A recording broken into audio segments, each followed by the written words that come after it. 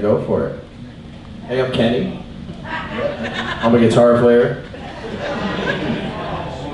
Does anybody know why they call these things pedals? No, Kenny. Because you step on them and something happens.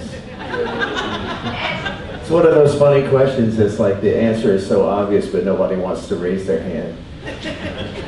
So for me, I think we're supposed to talk about our sound and maybe why we choose what we choose and how we approach getting that sound. And actually for guitar players, it's this notorious never-ending search for the sound that you hear in your head.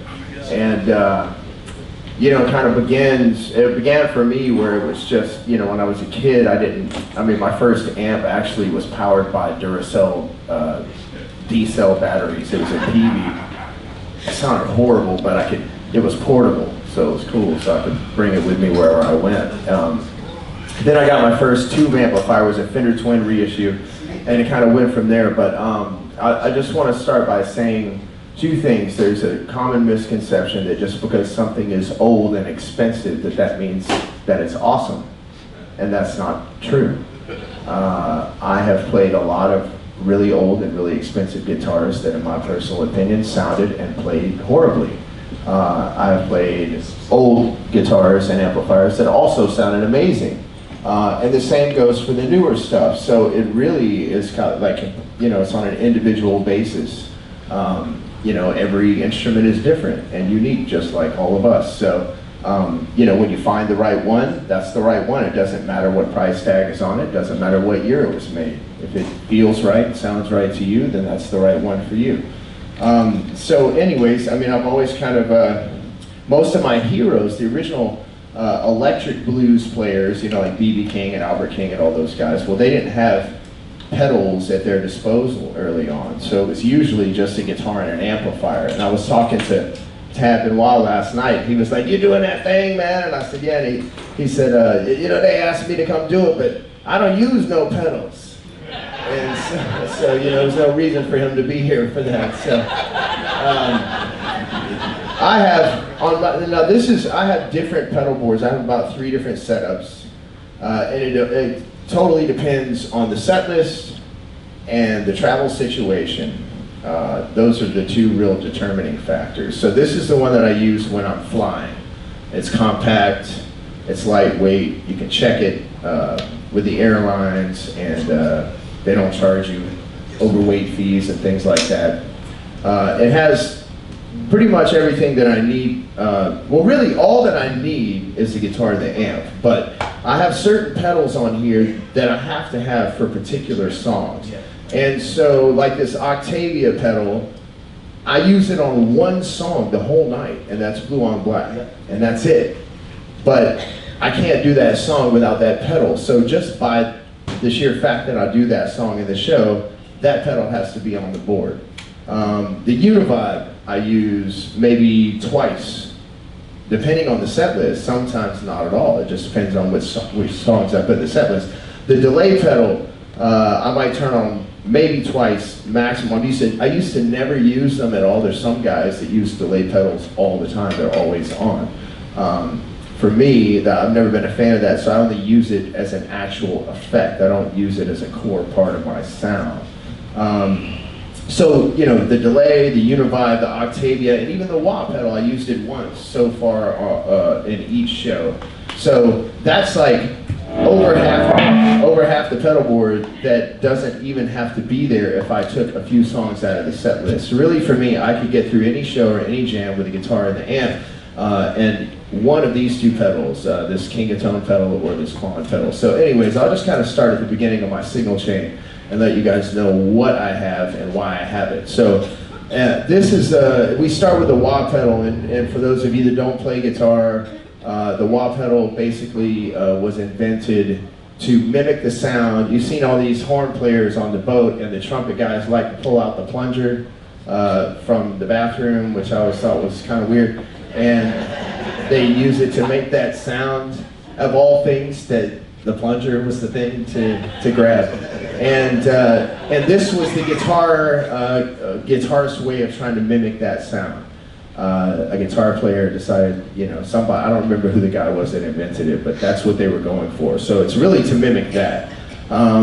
So I have a bunch of different versions. Anna has one on her board that I like to use most of the time, but on this board, I think I'm just using, the generic reissue of, the Dunlop Crybaby wah pedal. It's definitely not my favorite version. I will say that in my experience, the vintage wah pedals with a certain circuit in them always sound better than the newer ones, in my experience. But this one is okay, gets the job done. And when you're putting a pedal board together, you also have to kind of experiment with where is the right place in the signal chain to put the pedal. Like the wah pedal seems to always sound its best being the very first thing that you plug into. And then everything else, if you want to put an overdrive or something on top of that, that works better than putting the overdrive first and then the wah pedal after it. For whatever reason, that gets you the best sound from the wah pedal. So I go from the wah pedal, then I have this other pedal that's called a clon. So the real guitar geeks in the room will know what a clon is. And this is a reissue. You can get these for about 300 bucks. And the original ones, which I have one at home, I bought two of them when they were brand new, and I think they're about 350 bucks brand new, and now they go for about $3,000. So this reissue is a very true to the original sound, and it's 300 bucks, and it'll get you the sound, and you don't have to drop $3,000 on an original one.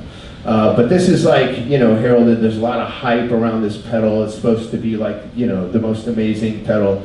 It has this thing, everybody talks about how transparent it is, and what that means is that when you turn it on, it's not going to, it's only supposed to enhance your tone. It's not supposed to like change the sound drastically of your instrument.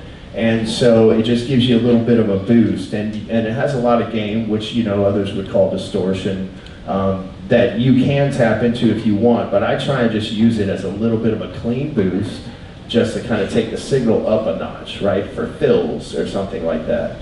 And then next in the chain after that, I have this pedal. It's called the King of Tone pedal, and this is an overdrive pedal by a guy called the Analog Man. He's a good friend of mine. I've worked with him for many, many years on pedals, and this one consistently to me, if you sit around, you get your hands on every overdrive pedal that you can try and compare it to. For me, consistently, this one beats them all.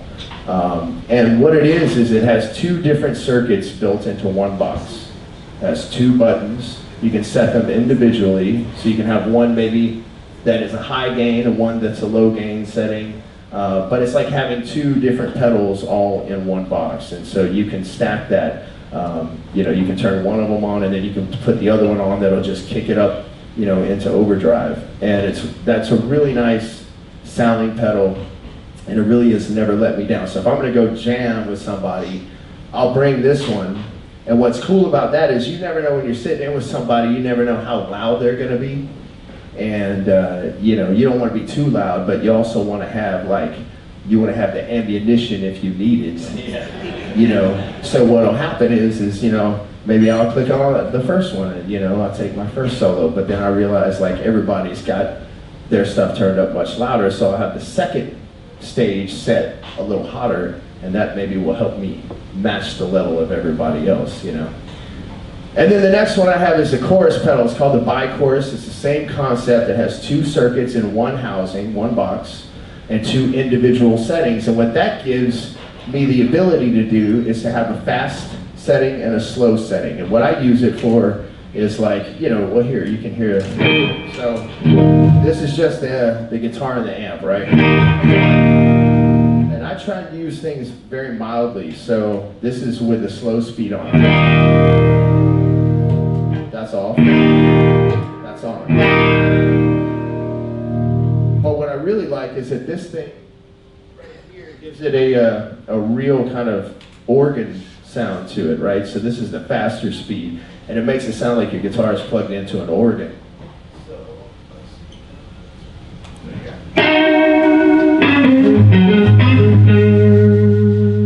that's what I use that for, and that's on one song I'll use that as my solo sound.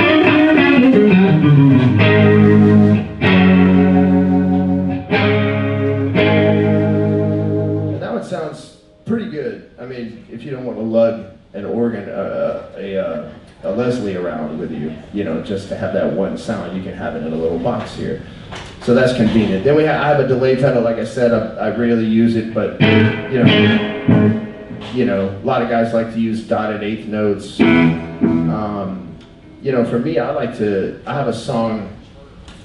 This is a tap tempo, so you can set the tempo with your foot. So if you see a guitar player doing this, he's trying to get the tempo of the delay to go to the song, the tempo of the song. So I have a song that we did on the Laid On Down record where I used the delay as part of the rhythm track. So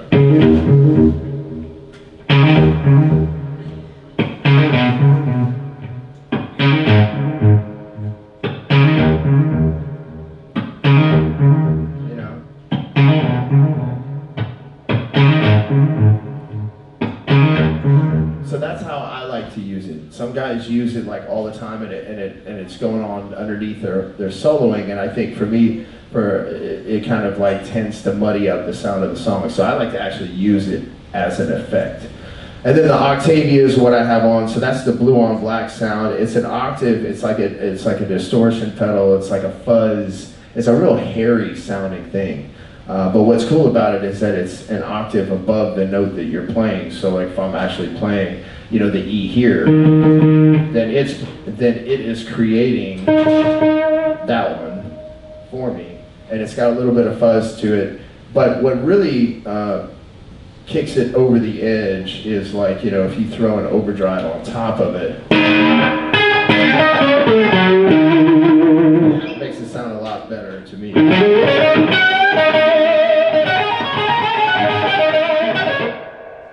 This is like without it, right? I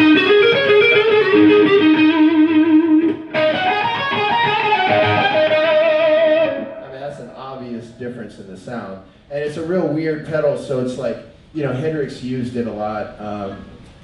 But, you know, I remember John Mayer came up to me one time and he said, man, he said, you're the guy that got an Octavia on mainstream radio.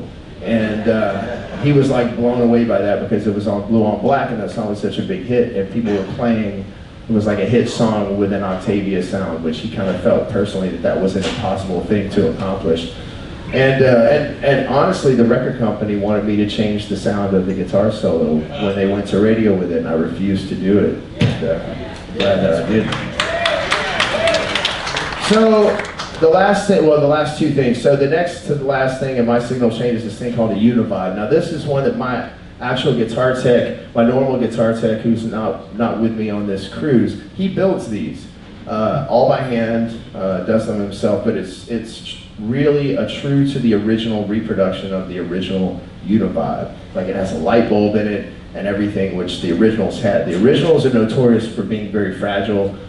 They sound great, but you know, once they're broken, it's one of those things where it doesn't, you repair it, it doesn't necessarily always sound the same. But it's another pedal that it's kind of like a sweeping sound, but it kind of has that kind of vibrato and Leslie kind of effect, sort of like a chorus, but it's completely its own unique thing. But the speed of the effect is determined by the speed of the light bulb flashing inside of it. So you can control that normally with a foot controller that looks like a wah pedal, and you push it down, and the further down you push it, the faster it goes, and you lift it up and it starts to slow down. But for me, in the live situation, I like things to be pretty reliable, and when you're dealing with the speed setting on something like that, it's really inconsistent. So I have built this where I can have two individual speed settings. I set it and forget it. So it's like dialed in every time, right to the right speed that I want. So this is the, I don't know if you can tell, here's playing. Here's with it on. Kind of hears, you know, it turns that, it's got that kind of wave to it, you know. And I have the fast setting here. And that's what I use on the rhythm part for Blue on Black.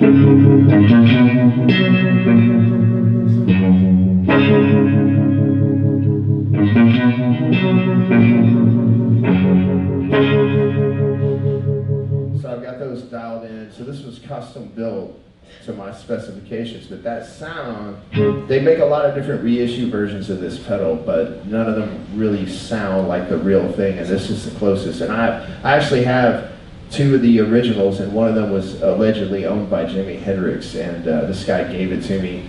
And it's one of those ones where it just, you know, when you hear it, you would believe that it actually was his Univibe because it sounds so good. But this is like the stuff you hear on the Star Spangled Banner. Jimi Hendrix playing Star Spangled Banner, and that effect that he's got on his guitar. I mean, he had a Univibe, a wah pedal, and a fuzz face. That's and an Octavia. That was the extent of what was available back then. But, you know, he did an amazing amount of stuff with all of that. And the last thing I have is the tuner. Okay, so everybody needs a tuner because you never know when something's going to happen on stage. So basically, that's what I've got. And what I do, just to kind of summarize, I plug things in, I get a new pedal, especially when it comes to overdrive. What I like to do is I plug into the amp, I get the amp just on the verge of breaking up, right? I don't want the amp to be distorting to the point that I can't, because when you add a bunch of this stuff on top of that, you're going to oversaturate the sound, and you're going to lose the true nature of the instrument. So I get the amp, let's say the amp really breaks up on 10, so I'll dial it back to like 7, or like wherever it just starts to clean up, right? Because then I have a clean sound for my rhythm part if I want, and then I can add this stuff as I feel necessary. And I do the same thing for each one of the knobs on these pedals. I go through the full range of what each one of them does, and I try and find the point that I feel like it starts to improve the sound in a positive way, but it's not detracting from the natural sound of the guitar. And then I leave it right there, and I put a mark on it, and I move on to the next knob. And I do that for every one of the pedals, and then, you know, we put marks on the pedals, and that's how I know what my settings are. So that's about it for me.